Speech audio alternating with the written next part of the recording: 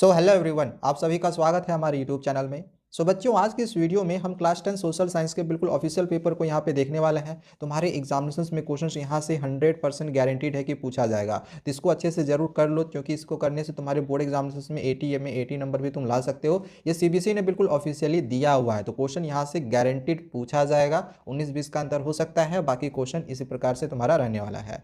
तो चलिए वीडियो शुरू करते हैं। सबसे पहले हम क्वेश्चन नंबर 1 को देखते हैं। एमसीक्यूज का क्वेश्चन दिया गया है, Why did nationalists in late 19th century India focus on recording and preserving folklore? Question दिया गया है कि जो नेशनलिस्ट थे वो 19th सेंचुरी में ये फोकस कर रहे थे कि वो फॉल्कलोर को रिकॉर्डिंग या प्रिजर्व करके रख सके। तो ऐसा क्यों वो कर रहे थे? अब 4 ऑप्शन दिया गया है, तो मैं यहाँ पे जो सही आंसर है वो तो मैं को बता दे रहा हूँ ताकि तुम्हारा भी समय बच सके। इसका जो राइट आंसर होगा ऑप्शन बी होगा, to restore a sense of pride in traditional culture and national identity.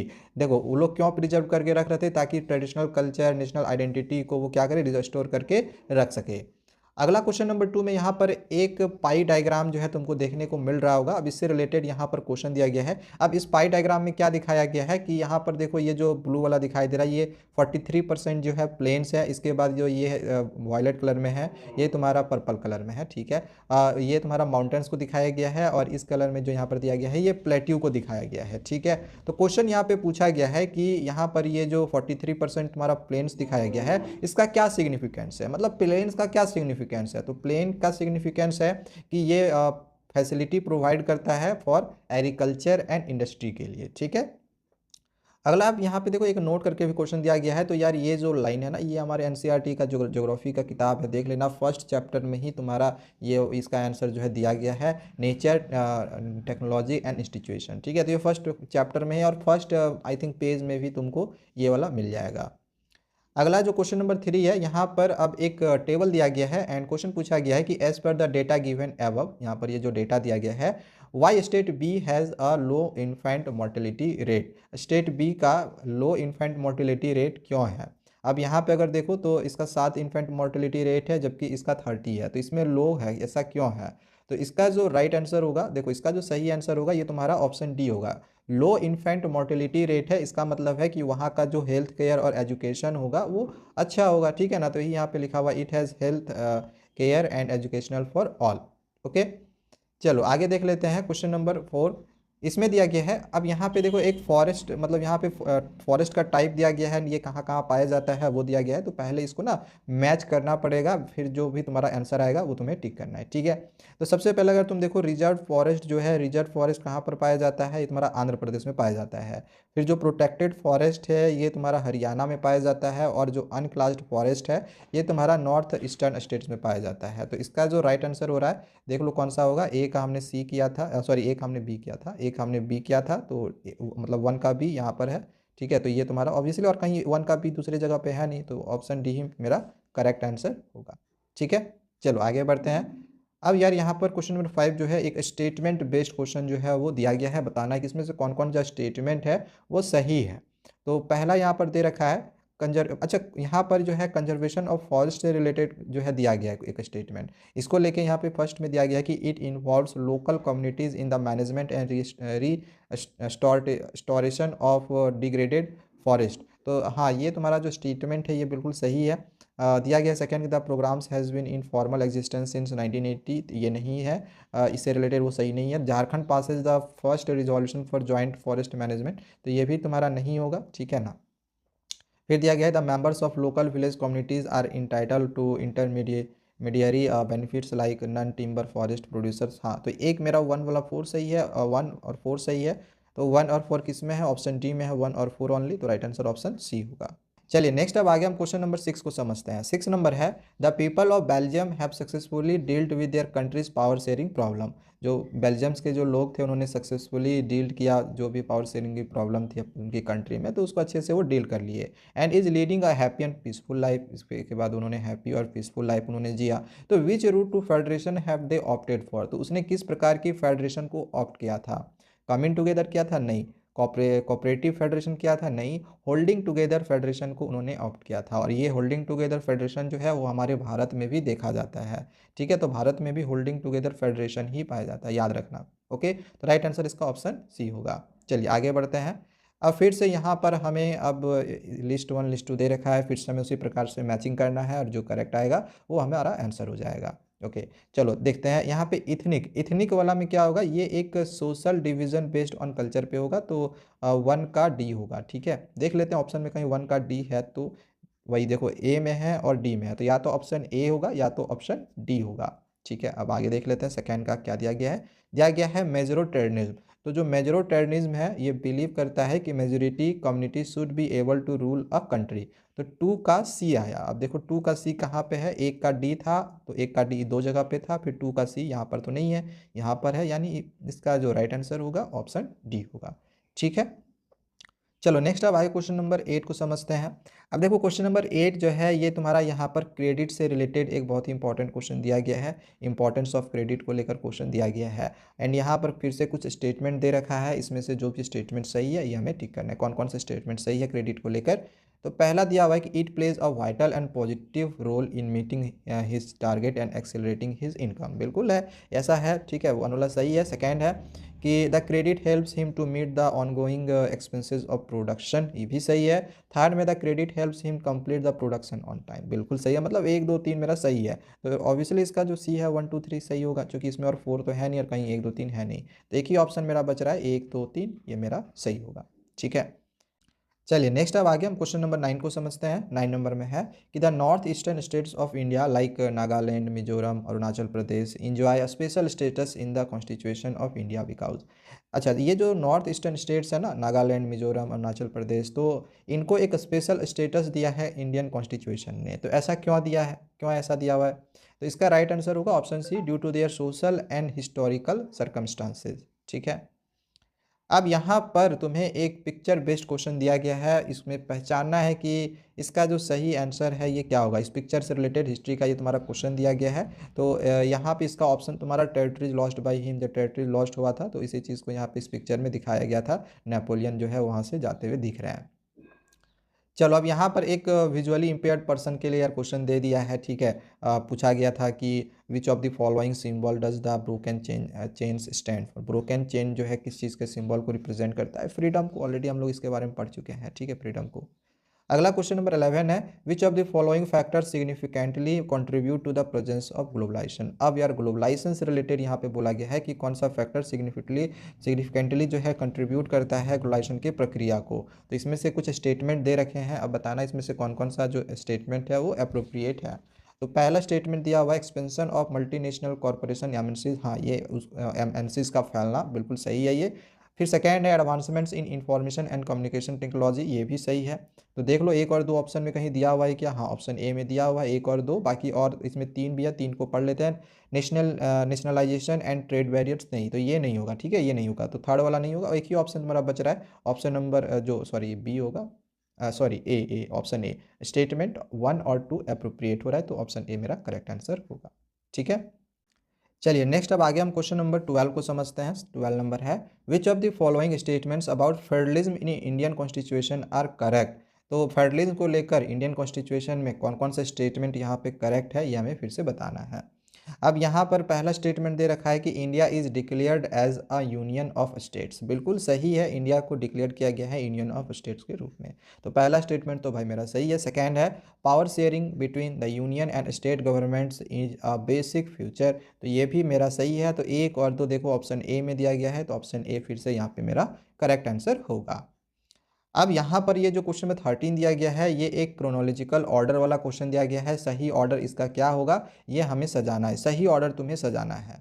तो देखो सबसे पहला यहाँ पे दे रखा है बाइकट ऑफ साइमन कमीशन, चलो साइमन कमीशन का बाइकट किया जाने लगा ये पता है। फिर दे रखा है पूर्ण स्वराज रिजोल्यूशन पास, तो ये जरा सोचो क्रोनोलॉजिकल ऑर्डर को बनाने का ट्रिक है, पहले सोचो कि ये घटना पहले हुई थी या ये घटना पहले हुई थी।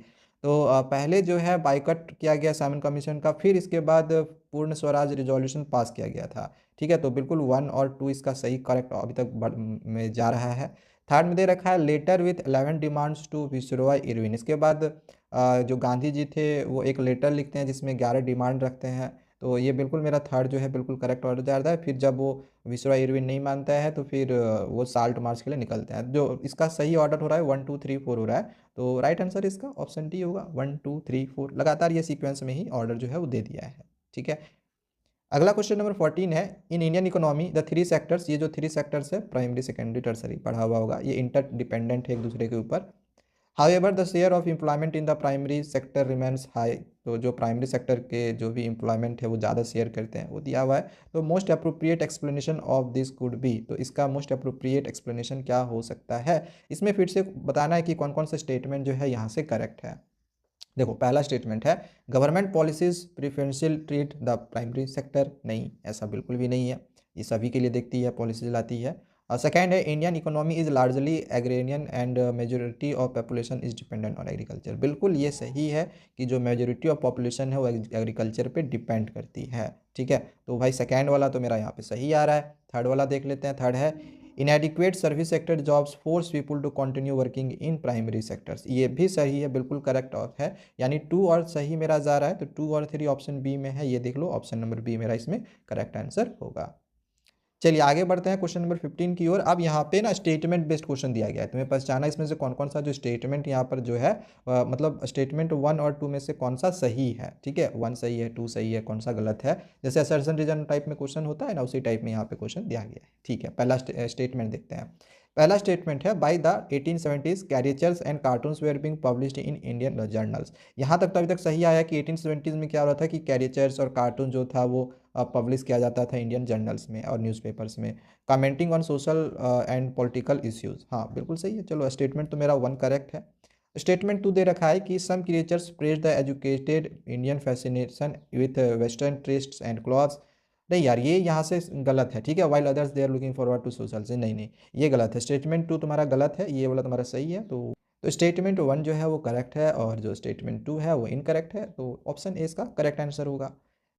आगे क्वेश्चन नंबर 16 दिया हुआ है the frequent stories of dash, यहाँ पे भरना इसमें से जो भी ऑप्शन होगा। Remind us that no system is entirely without shortcomings even democracies, तो इसका जो राइट आंसर होगा ये तुम्हारा करप्शन होगा कि the frequent stories of corruption remind us that no system is entirely without shortcomings even democracies. ठीक है, चलो नेक्स्ट आगे बढ़ते हैं क्वेश्चन नंबर 17 की ओर। 17 नंबर दिया हुआ है which of the following is the main factor that led to the rise of multiple political parties at the same level in India, तो इसमें ऑप्शन दिया हुआ है पहला कि ए फेडरल पॉलिटिकल सिस्टम, ये तो नहीं होगा। ऑप्शन बी है वैरिड इकोनॉमिक कंडीशन, ये भी नहीं होगा।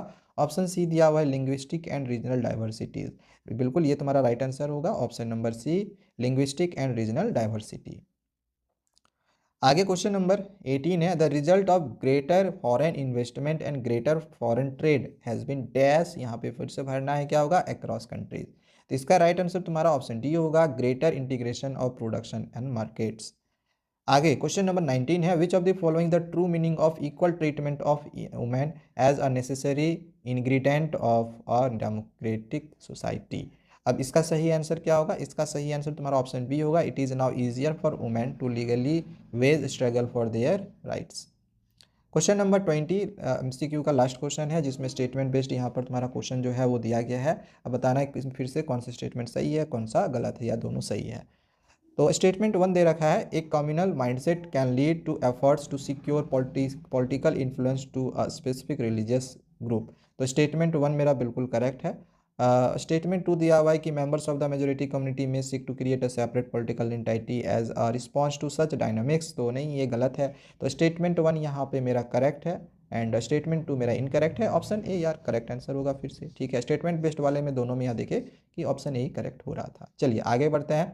अब यहाँ से यार मैं क्वेश्चन तुम्हें दिखा दे रहा हूँ, अपना इन क्वेश्चंस का तैयारी कर लेना। ठीक है, दिया गया agriculture and industry are not exclusive of each other, तो इंडस्ट्री और एग्रीकल्चर जो कैसे एक दूसरे से इंटरडिपेंडेंट है इस सब के बारे में अपने से तरीके से लिख लेना। यहाँ पे तुम्हारा सिल्क रूट से बहुत ही अच्छा सा क्वेश्चन पूछा गया है, इसको कर लेना, सिल्क रूट को अच्छे से कर जाना।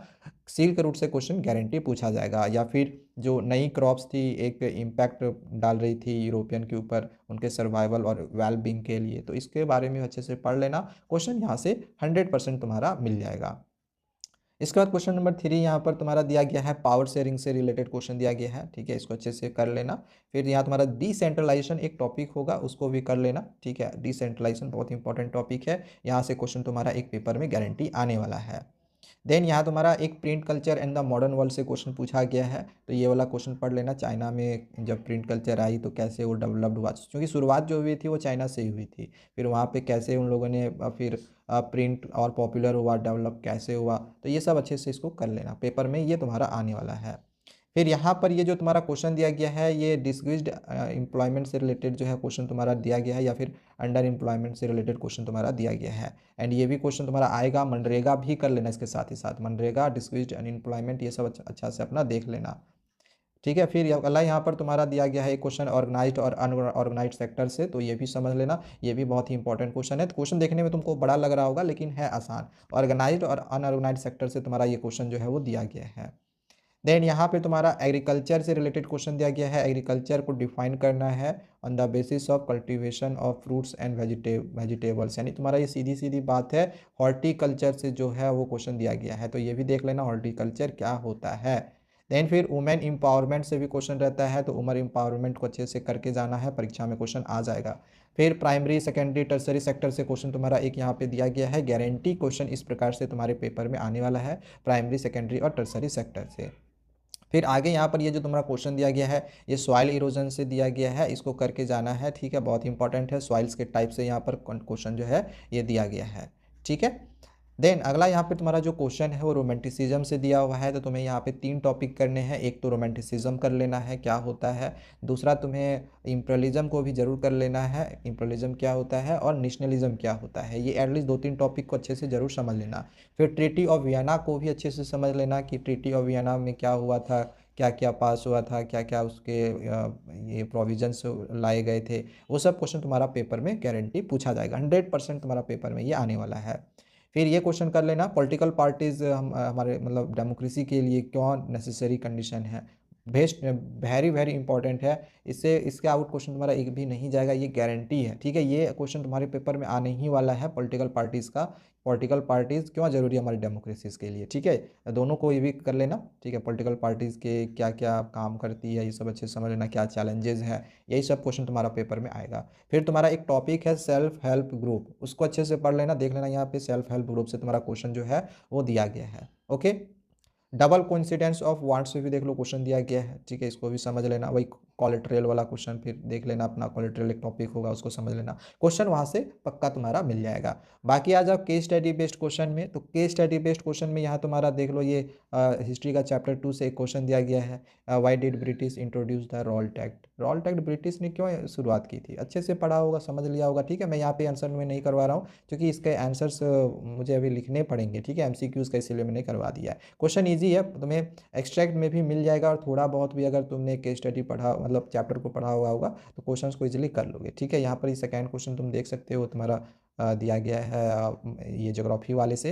एंड थर्ड वाला जो ये तुम्हारा केस स्टडी बेस्ड क्वेश्चन दिया गया है, ये तुम्हारा इकोनॉमिक्स से दिया गया है, ह्यूमन डेवलपमेंट रिपोर्ट से, ठीक है। तो ये क्वेश्चन अच्छे से करके तुमको जानी है।